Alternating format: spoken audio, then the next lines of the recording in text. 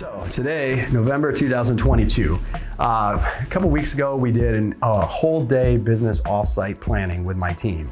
And so I just want to talk to future realtors or current realtors in the business and just talk to you about the quality and the quantity of your business and what that looks like for 2023.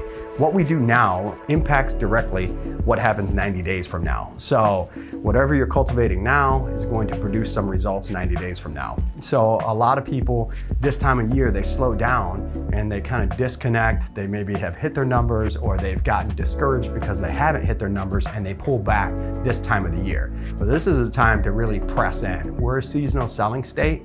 And in the state of Michigan, January and February are our coldest months. So what you do now in November is going to produce you some results in January or February, when it's slow, when people are hibernating, when buyers and sellers are not really willing to do anything. So really get out there. If you haven't already created kind of a business blueprint, a blueprint for success, I'd say you should do it. And go through different habits that you're doing now. One of the things I coach my team on is the number one thing is developing a top 50 people to reach out to on a monthly basis. This could be any sphere of influence of people that know, like, and trust you. It doesn't have to be people that have done business with you, because if you're new in the business, you haven't done any business, but anyone that will put their faith and trust in you when it comes to real estate.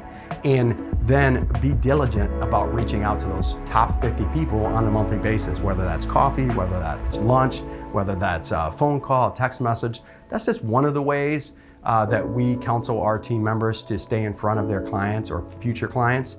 And so if you don't have a plan, you're really not going to have success in 2023. So develop a plan, create a map, and if you have any questions, I'm happy to interact with you and network with you and help you along the way. That's what we do here at Home Seekers.